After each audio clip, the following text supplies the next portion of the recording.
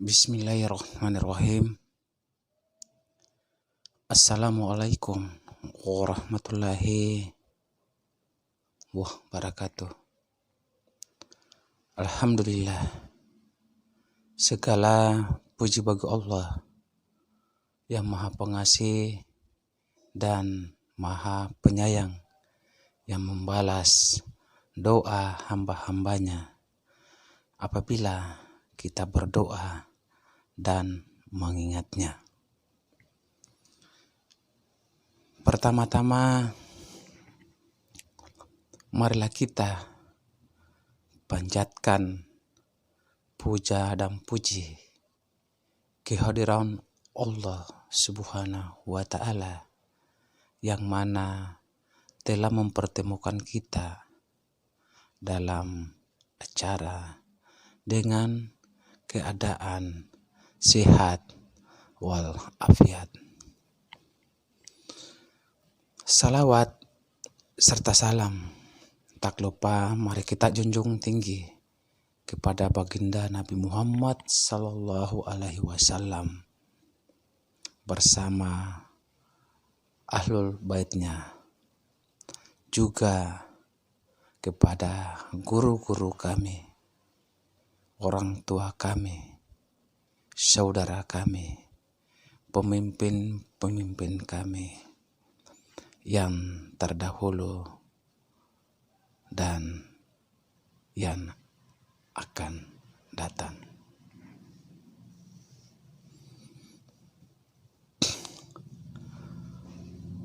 Dalam Al-Quran banyak sekali menyampaikan kisah-kisah umat terdahulu yang binasa disebabkan kemaksiatan yang mereka lakukan terhadap Allah Subhanahu wa Ta'ala. Bukan tidak ada peringatan kepada mereka, justru peringatan dari Allah Subhanahu wa Ta'ala sudah bertubi-tubi datang kepada mereka melalui ajakan dari para nabi dan rasulnya. Sahabat yang dirahmati oleh Allah Subhanahu wa Ta'ala. Tetapi mereka tidak bisa bersabar dan menjauhi maksiat. Mereka pun menjadi orang-orang yang tebal dari nasihat dan hatinya buta dari hidayah, sehingga akhirnya mereka binasa ditelan adab. A'udzubillah min syarrih. Kita berlindung kepada Allah dari kepedihan asap yang disebabkan dosa-dosa yang kita lakukan. Sahabat yang dirahmati oleh Allah Subhanahu wa Ta'ala.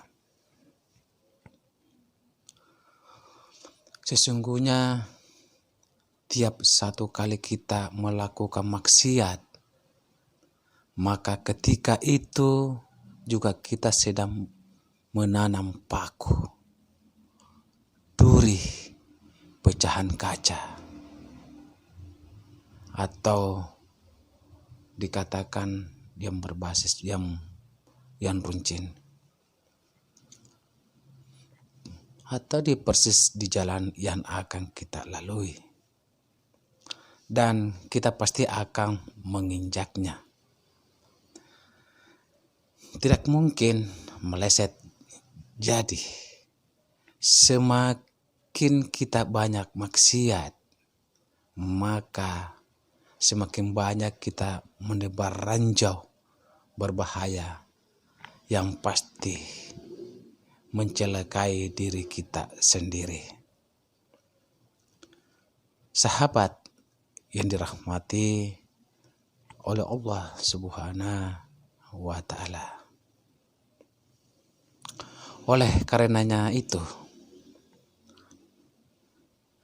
jangan menyalahkan orang lain ketika kita merasakan penderitaan. Penderitaan tersebut datang pasti karena diundang oleh kezaliman diri kita sendiri.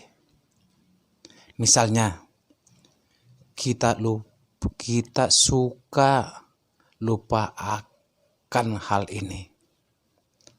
Setiap kali merasakan penderitaan, kita sibuk mencari kambing hitam, sibuk menyalahkan orang lain, dan berat mengakui kesalahan diri sendiri. Sahabat yang dimuliakan oleh Allah Subhanahu wa ta'ala. Padahal Allah Subhanahu wa ta'ala sudah sangat gamblang mengingatkan kita jika keburukan yang kita lakukan akan kembali pada kita sendiri. Artinya begini, langkah terbaik kita merasa menderita adalah segera introspeksi diri dan bertaubat.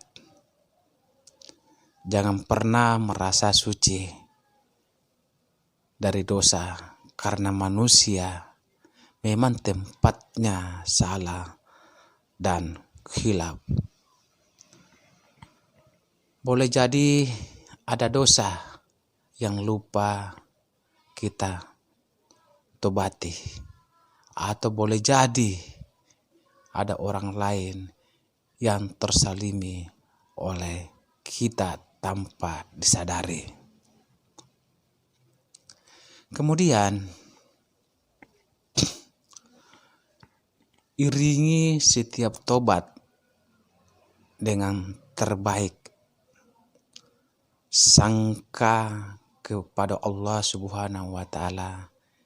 Yakini setiap kemalangan yang menimpa kita itu tiada lain adalah bentuk kasih sayangnya kepada kita,